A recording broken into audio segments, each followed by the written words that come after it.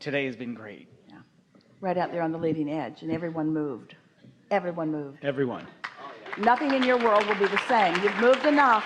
When you move something at the center of who you are, picture a wheel, and if it moves a little on the edge, not so much, but if it moves a little in the middle, big things happen. In other words, a large degree of allowing has taken place within you as a result of just participating with us here today. And there will be observational, really clear awareness. You're going to witness things that will help you to know that you moved. Yeah. My questions have almost all been answered today.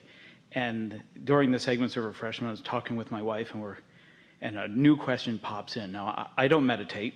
This past year has been amazing. I've unblocked a lot of things that I've said, oh, I can't do that, and I just let it all go, and things are phenomenal.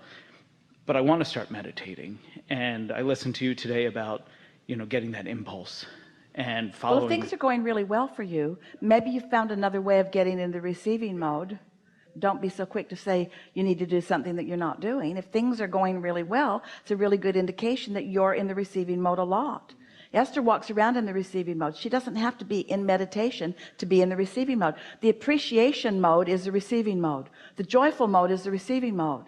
When you are feeling exhilarated, that's the receiving mode. Sometimes people get out and take a good run. We were talking to our athlete friend about it, and they get into the zone. They're in the receiving mode. In other words, there are a lot of ways to get there. Meditation is just a really surefire way to get there. I think the question came to me, it was, inspired by the conversations we've had today. The impulse, and I know a lot of people here, we all have jobs and we work for a living to enjoy life and things like that, but if we get that impulse, can we say, I want to do that, but I've got to go to work?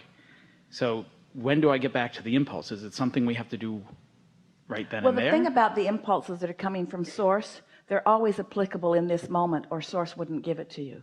Source has sized everything up. Source knows exactly where you stand in relationship to everything you want, and Source isn't looking to get you fired. If you've received it, then it is applicable now. Because Source isn't talking to you what you're going to do down the road or tomorrow or the next day or even this afternoon. It's coming right here and now. It's coming now. It's now. Esther went with Jerry. He liked to fish in streams. And they went to Montana. The Bitterroot River was one of his favorite streams to fish on.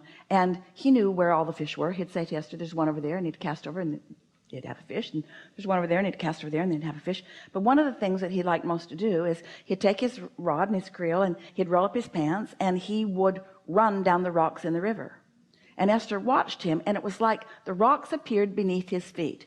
How he could do that, and Esther would attempt it. She was always wet to her waist because she didn't believe the rocks would be where she wanted them to be, and she didn't believe that her feet would be stable beneath them, and she fell on her butt many times in the water. But Jerry had been doing it for so many years that he just believed that whatever he needed in regards to that would be right there where he needed it to be when he needed it to be there. And this is the way that we want you to think about the information that is coming from your inner being. Your inner being knows where you stand, knows what your capabilities are, know the way your mind works, knows what you want, and knows what the path of least resistance, your path of least resistance is.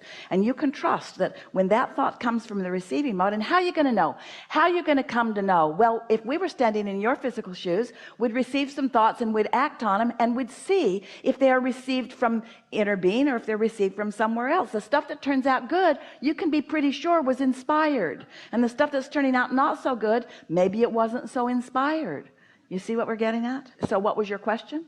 What was the new question? The new question is when you get that impulse, is it time to act on that immediately or put it off? And you've answered that. So. All right, so you're driving down the road and you get an impulse to change lanes. Nothing makes Esther more mad at herself, and we don't encourage her to be mad at herself, but this makes her mad at herself. She gets an impulse, she doesn't act on it, and then the reason for the impulse becomes obvious. Have a feeling I should change lanes. Oh, well, I don't think I will. And then you get rear-ended and you think, that impulse was probably a pretty good idea. Next time I'm going to act on it more efficiently. So we want to leave you with a point of focus. really ties into this whole conversation. It ties in with this new leading edge question that you've just asked. Alignment and timing are synonymous. So alignment equals impulse equals timing equals happy. That's timing, and your inner being is the master of timing, because there's so many things you could do and it's just endless. But when you get an impulse, and the more often you do it, the more you'll feel like doing that, until you can go through a day where everywhere you go. The day was like that for Esther yesterday. She traveled by herself, and as she traveled, everywhere she went, it was like a door opened. There was someone there to greet her and to smile and to help her everywhere she went along the way. It was her timing. She drove her own car to the park and ride, and the bus was right there, and a man took her bags out, and there was a place for her to park right there, so she got right on the bus, and then they drove her and one other person to the airport rather than waiting for the bus to fill up. And Esther thought, oh, I really like how things are working out. And then the bus let her off right in front of the sky cap, and she gave him her bags, and off they went. And she got right to the gate in the most comfortable fashion. Everything about it was just unfolding perfectly. And then she had this wonderful flight, 2 wonderful flights, and when she got to the baggage claim, her driver was not there. He was not there with his sign, and he wasn't answering the number that she'd been given. And when she did reach him, this was the first sign of something that looked like it was out of sync. The driver said, I'm supposed to be there at 2:30, right? And Esther said, well, my note says 2 o'clock, and I am here.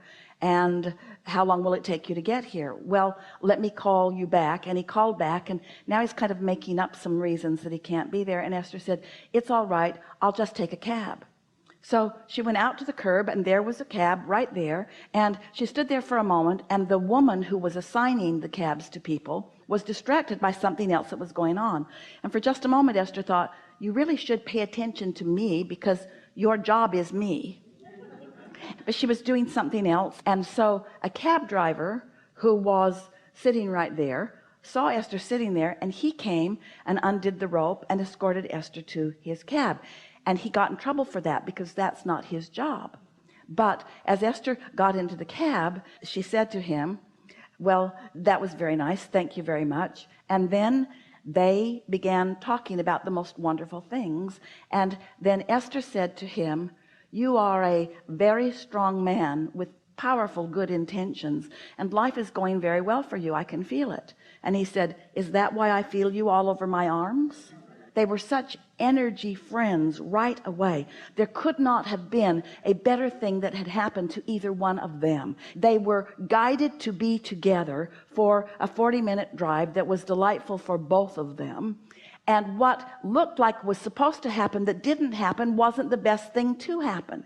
And after a little while of just relaxing and taking it as it comes, and trusting that the universe is always doing what's best for you, and let that be your default decision about things, that things are working out for me. No matter how it looks, things are always working out for me, no matter how it looks. And to the degree that I allow it here and now, to the degree that I am willing to look for things that are satisfying here and now, then there's no end until you feel like you've been on a magic carpet ride. Like, could this day have been any better? Could I have had better timing? Could I have had more pleasure? Could I have had more satisfaction? Could I have had better timing? And the answer to that is yes, probably, but this was really, really, really, really good. In other words, the more you acknowledge the good timing, the better the timing continues to be. Creation is so much fun when you realize that you are doing the creating. And allowing is so much fun when you realize that you hold the keys to the allowing.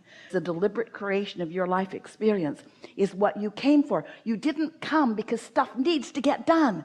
You came because you like the experience of energy flowing through you. You like the feeling of alignment. You like the feeling of life flowing through you.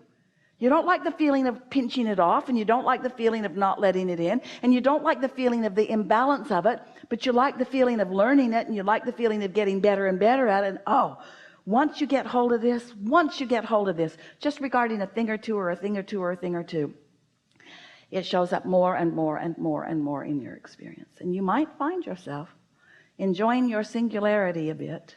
You might enjoy feeling the timing that you are able to receive. And then once you get that really going good, then you might hook up with somebody else that knows that too. And when two or more of you come together with that sort of knowing, with that sort of energy flowing, with that sort of exponential expansion, when you start hooking up with the energies that create worlds in a conscious, deliberate way, we're not going to say you're going to accomplish a lot, because that's not the point. We're going to say you're going to have a really, really good time. Yeah. Yeah. Thank you so much. Yeah. We like this day a lot. We liked what happened energetically. We liked the translation into your own mind that you accomplished. It just doesn't get any better than this. It really is co-creating at its best. Have so much fun. There is great love here for you. And as always, we remain